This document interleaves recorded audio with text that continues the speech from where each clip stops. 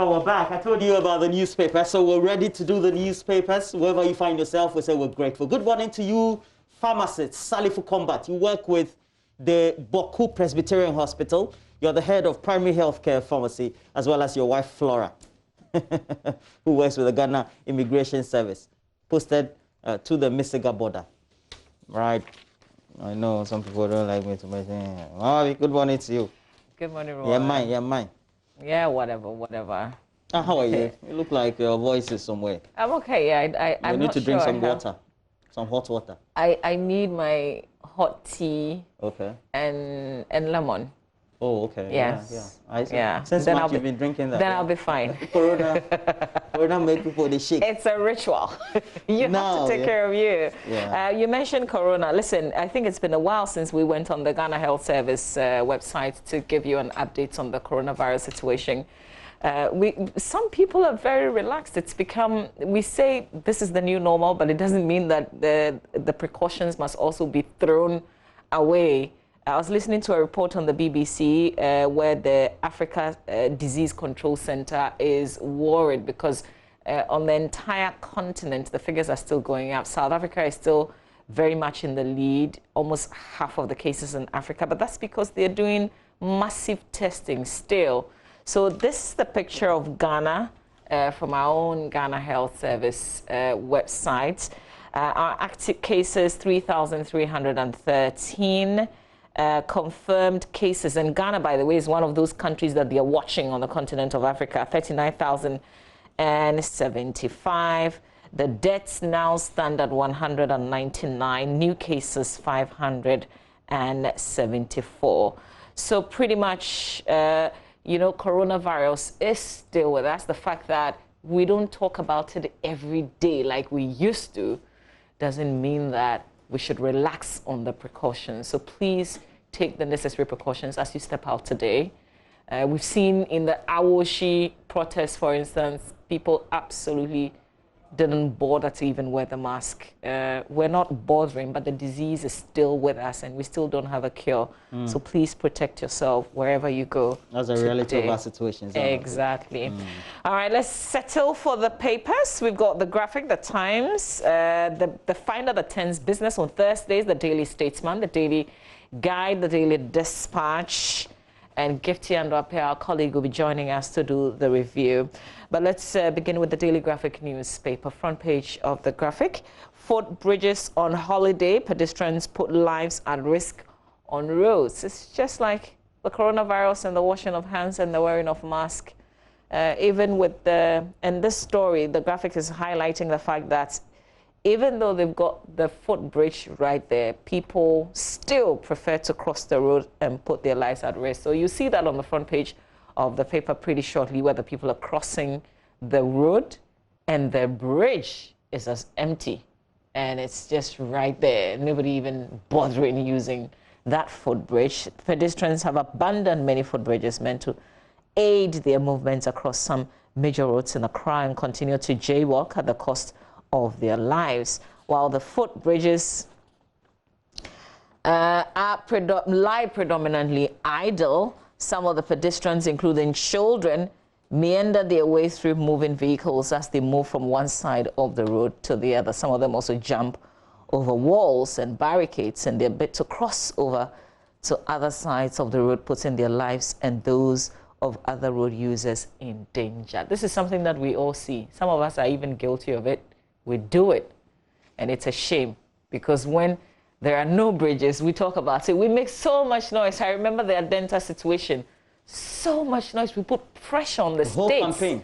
Yes, we put pressure on the state. And then once the bridges come up, we find all sorts of excuses. Oh, it is too long. Oh, there is not this. Oh, people are doing it anyway. Oh, it is just once.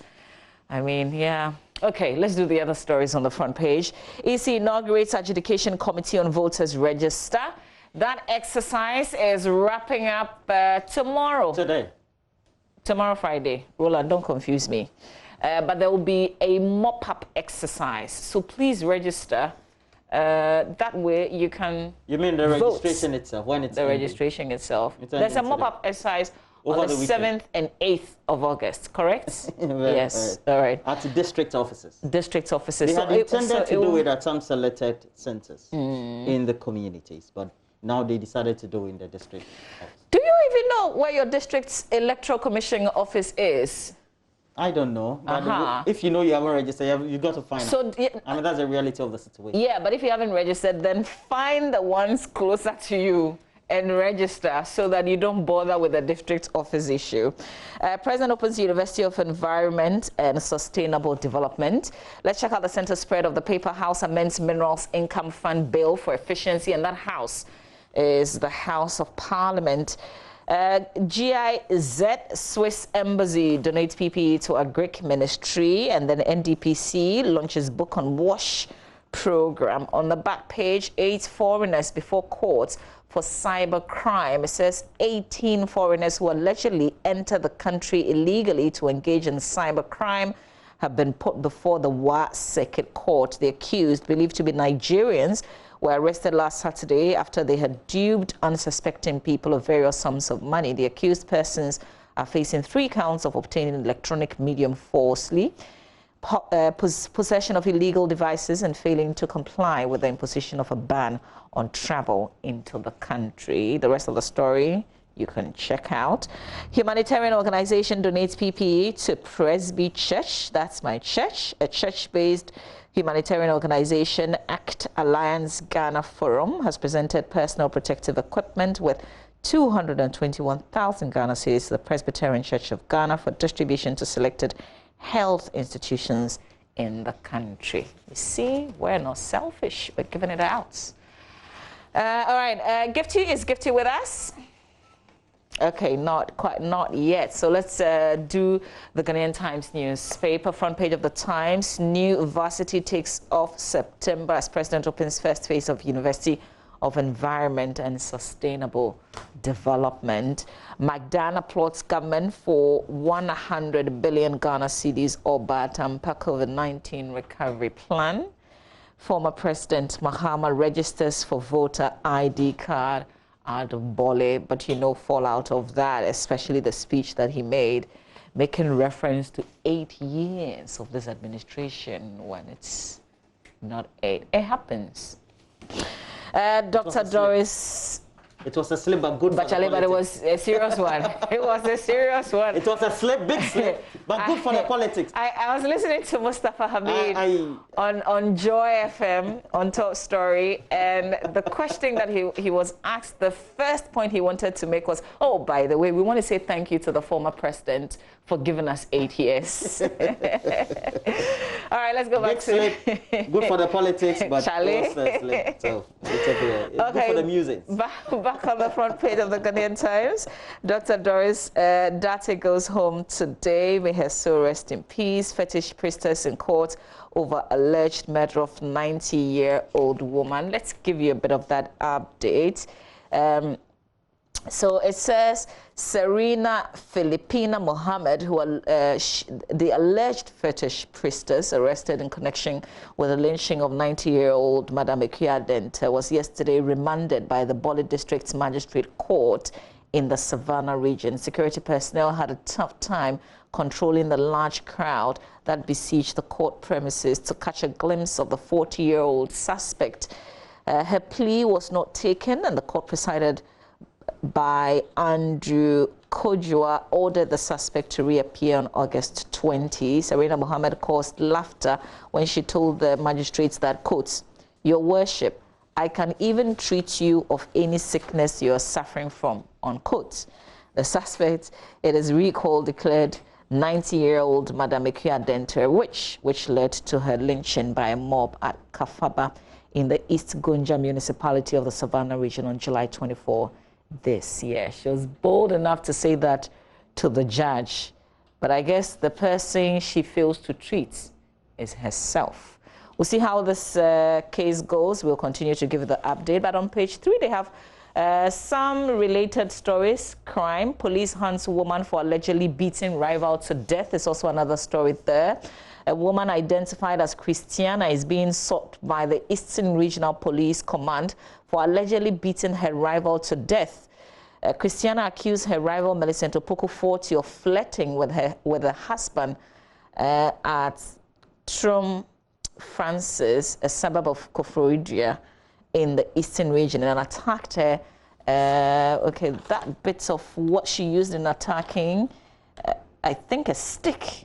It's not very clear in the paper. Inflicting bruises on her face and back. The deceased was found helpless in the room of her rival's husband, was rushed to the St. Joseph's Hospital, but was pronounced dead on arrival, and the body has been deposited at the morgue of the same hospital awaiting autopsy. Sasa. You know, I think some of the things, you do it and it will hit you like, what have I done? This is so useless. You know, taking somebody's life because they are flirting with your husband.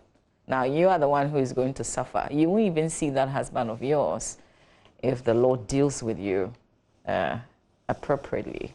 It's a shame, Charlie. Also, man gets 20 years for defiling 12-year-old daughter. Oh, Charlie. Oh, and then 4 non-residents grabbed for attempting to register. All right, let's do the back page. NRSA, that's the Western Region Office of the National Road Safety Authority, expresses worry over road crashes involving young people. And then Rotary Club to provide 12 boreholes to WA communities. Those are the 2 stories on the back page of the Times. Roland? Right, let's do the Daily Dispatch newspaper. And I always love the Daily Dispatch for this. Good morning to you, Uncle Ben. Always breaking down the numbers. Yeah, we just had a conversation with the statistical service. So getting numbers, always good for us. So it has on the front page, focus on 2020 voters register and ethnicity. The full story on the back page, though. Just to tell you about the breakdown. It's asked by close of August 6. Registration to enable Ghanaians vote in 2020 general elections will come to an end, and that's today. So since about 4% of Ghanaians vote on ethnic basis, we continue our analysis on the 2020 voters register and ethnic groupings with today's focus on Ashanti and Central regions, and they bring you all the breakdown. Look, the Daily Dispatch is a paper for you this morning. Get all the latest, at least snipers of information to make sure that your mind is always working. So today is the last day. Yeah, I said for the exercise. Yeah. So, Accra SkyTrain project remains on course. Joe Gatti. Yeah, I love it. It's supposed to have been in August, but don't worry. We'll get it, ultimately. Now, Rawlings is like a sun trophy bird coming out horn. That's kind of stuff. Charlie, this book. Mommy is reading that book. She's promised to read it this book. By tomorrow, to finish reading by tomorrow morning. So if we don't get it from tomorrow morning, that's the content, or do an analysis, a review of it, Charlie, then we're in for trouble. But one person who has finished the book is Joseph Frimpong, Kofi Frimpong Akable. He's finished it, so we know that we have one person who has finished it. The next person who has to finish that book is Mama Views. What kind of pressure is this? Have you read it? No. Are you reading it? I've not bought it. But listen, apart from the controversies, I say on John Mahama. Okay. I started reading. Well, that I didn't read. Yeah, I started reading Ubeda Samuel's book. Okay. Yesterday. And the whole of the night. I'm grateful for one thing, though. Listen, the book has generated a lot of controversies. We've seen a lot of reactions, even yesterday. So talking about controversy, let me just run this by you. It's getting us to read. See? Yeah. You're digging into the history books. So it says, Rawlings is like a sun trophy bird, Kwame Ahoy. And it says, when you get to know him better, it is a different matter. He can be domineering, vindictive, and fearsome. Now, the nearest analogy will be the Akan proverb about the bird, sun trophy, or nightjar in English, belonging to the family, for which the proverb states, loosely in English, that the nightjar bird, if you catch it, you have caught a curse. If you let it go, you have let go of something precious. Now he continues, not me, Professor Kwame Ahoy, in the book, please. Rawlings has a very attractive personality. Now, when you first meet him, he shows results because he's a very hard worker, and therefore it is good not to let him go when you have him, and otherwise you would have lost something precious. On the other hand, he can be very divisive a character who is incapable of keeping and sustaining friends. Once he's your friend, he would like his enemies to be your enemies. And therefore, if you keep him, you would be keeping a curse, as his enemies would also become your enemies and will curse you forever.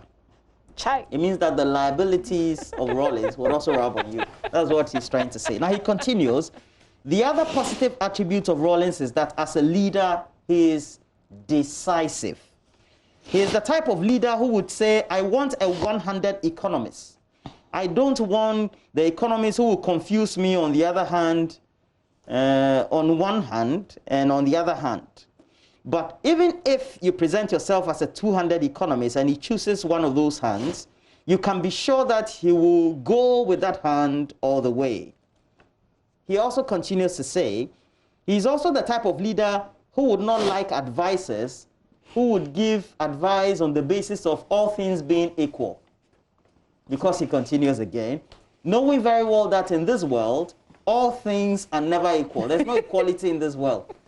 I love the Rawlings philosophy. Yeah, there's no fairness. So if you know that, you tackle the world as it is. Is this still his philosophy, though? Many years have passed. Yeah, I think so. Well. Then there's this last one has generated a lot of controversy. I remember myself and Kofi or Joseph Akablagin about it. And this is just the last paragraph. In my encounters with him at PNDC meetings and at cabinet meetings, I could tell that he did not understand many of the very technical issues that used to be debated. Oftentimes, he would feign disinterest and would be looking through the window or playing with his toy planes. But once he got a sense of the direction of the meeting, he would jump on board and ensure the implementation of the decision or the policy. Reminds me of some of the Godfather movies I've watched. You know, nice. Well, let's see. So let me do the Daily Guide, as on the front page. I can't stop chasing witches, says Hajia Filipina. She's the woman who says she was possessed at the time that she was lynching the same woman who said who told the judge that she could cure the judge of any sickness. Well, if she can. Yeah. But herself? I'm sure she's on the way of curative actions. We'll get there. Nana commissions Eastern Varsity. Good one. Then we need more schools. NDC MPs ran away from free SHS question. Good question. And MPP Zongo man rewarded for COVID-19 fight. Meanwhile, EC gets adjudication committee. On the back page, it's all sports. And Kotoko name new CEO tomorrow. Nana Yamponsa has his picture attached there. And there's the Court of Arbitration for Sports postponing GFA Palmer case again.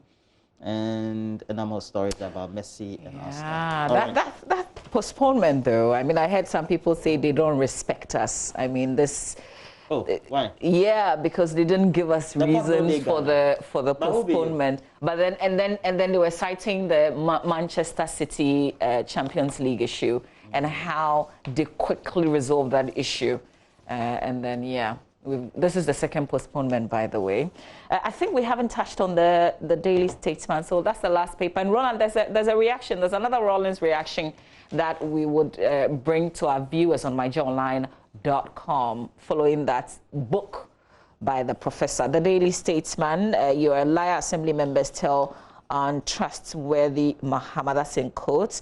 Voters registration, 10 foreigners face court 3 jailed, more confusion rocks NDC, trained babies with sharp teeth, 10 hits on Ahoy, Kofuado Commission's first Eastern Region public university. And they will tell you, well, it was started by the previous administration. There's some spots on the back page. That's it for the Daily Statesman newspaper. We'll get myjoyonline.com ready so we can bring you that update. But there's a story on page 18 in the Daily Graphic newspaper about 19 filed to contest flag bearer national positions. 19 stalwarts of the Convention People's Party have filed their nominations to contest various positions when the party goes to Congress on August 15, 2020. So details of that you'd find in the Daily Graphic. And then, you know, the what's on the front page of the graphic about people abandoning the footbridges. They actually have some pictures that you might want to take a look at. Maybe you identify your own self in that. Abandoning the bridge and either scaling the wall or queuing so you can cross. And it's interesting, in some of the pictures you find that there are even police, as in a man in uniform at least, standing and watching. So let's see if you identify yourself. You're one of those who do this. Shame on you, by the way. I hope you find your face in the graphic. Let's do myjoyonline.com, and then we can talk more about some of the stories. I want to bring the Rawlings reaction. It's actually our top story on myjoyonline.com. It says recent activities may cause NDC to collapse. That's Rawlings predicting there. If you click on the story, it says founder of the National Democratic Congress and Ghana's former president, Jerry John Rawlings, has dropped a bizarre prediction about his party. According to Mr. Rawlings, recent activities may cause the party to collapse and drown if care is not taken. Quotes, and this was in the Facebook post: much as I find it tiring and tedious to be engaging in self-defense when I've given my all these years, I will soon deal with the callous agenda of bile by the likes of Kwame Ahoy, who are desperately seeking control of the NDC party, unquote. Former president said this when he took to Facebook to react to NDC stalwart Professor Kwame Ahoy's book titled Working with Rawlings. Okay. All right. That's one of the many stories on myjoyonline.com. Let's go down and check out the rest. Parliament losing its integrity as absent MPs are signed for by colleagues. Minority Chief Whip. We're discussing this issue here on our show this morning. Monetization of politics creating unstable parliaments, endangering democracy, according to the minority leader, Haruna Idrisu. This story, I'm a bit surprised, didn't make it in the papers. Slowusi given 48 hours to appear before Parliament over the Kelny GVG matter. That issue is up again because there was an urgent question that was filed by some judge, and the communications minister is expected to answer. She has not done so. And so the speaker has given her up to Friday, which is just tomorrow. And hopefully that would happen. Call Ahoy to order over working with Rawlings' book, Voter Youth Network to NDC Hierarchy. It's a book. It's already out. Like, I don't know how. Maybe there should have been an injunction. I will build an equal society. That's according to former President Mahama. Rawlings had no planned strategy on how to materially develop Ghana. Also contained in Professor Ahoy's book, Free SHS has nothing to do with students wanting to cheat in examination. That's according to Professor Stephen Adai. That brings us to another conversation that we're having on the show later this morning. Remember yesterday when we talked about this subject of students saying, oh, you're too strict, and this has to do with the Chineboa Senior High School, but we also did play back some videos from some of the students complaining that they have solved past questions, didn't see the questions in the exam hall. Subsequently, we've had reports of some students threatening teachers and head teachers, and it's bringing back the whole issue of indiscipline.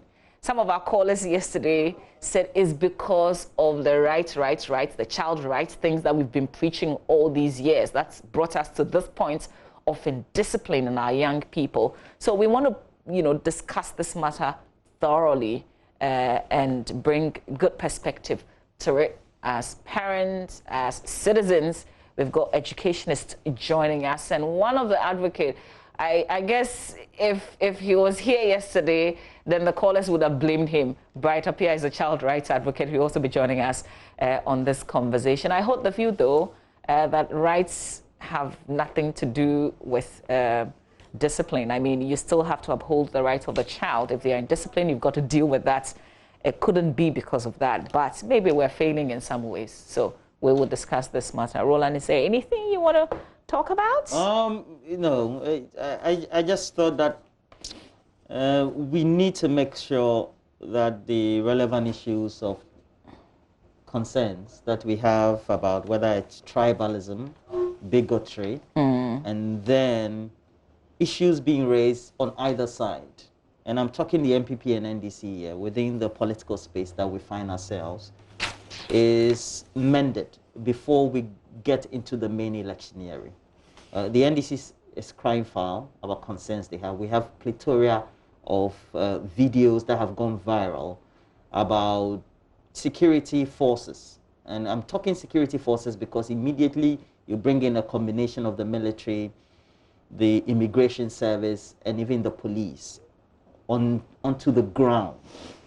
And we're talking about the registry, which is ending today. It gives us another perspective as to how a very civil activity could involve so many people. And I think that the two parties, and I'm saying the two parties because it's only these two who have occupied the seat of government in this Fourth Republic. They need to sit down and make sure we have some resolution to this matter. On the ground, there are concerns. And I think that these concerns are genuine and they need to be addressed. The MPP says, oh, you're just making politics out of it. The NDC says, these are real issues on the ground. Now, we need to come to the middle, no matter what we think, because we're one people, and it's only that way that we can develop as a people. When we develop, then our country also develops. Yeah. Well, and you have friends in the immigration, right? What's their job? They are the border, they are responsible for border security, correct? Exactly. Okay. It's fascinating that in this kind of era, we're comfortable using the military the way that we're using them, involved in these matters, for instance, and we haven't absorbed our first options, you know, like our plan A. So the plan A is to involve the military straight away. I'm a bit concerned, and it's good. Your call is appropriate. Let's watch the space. I don't think we should quickly involve the military. I was looking at Gifty, and it's sad that Gifty couldn't join us today. She's head of our security desk. She had passed on, you know, the Banda issue. We're asking about what the parties had signed. She forwarded some document to me that's supposed to be what the parties had put their signatures to. Is it the one from the army or the document itself? No, this is the document itself, like a 2-page document stating out what they shouldn't do and what the Regional Security Council is expected to do. But I was just a bit confused, and we hopefully will get to talk about this matter with Gifty, and then we can authenticate what was forwarded to me, and then we can discuss it. But the Regional Security Council, irrespective whether a group of people have put their signatures to a document or not, they've got a job on the ground. They are supposed to ensure that there is security, and they are supposed to pick up intelligence on the ground and pass it on to the necessary agencies. So you actually don't need politicians to sit down and sign and say we agree to these terms, when really with the Electoral Commission, they've got their own rules already. You don't have to sit down with a group of people for them to come up with their own electoral rules. We've got the electoral rules from the Electoral Commission. The court has already said they are the people who are supposed to organize elections.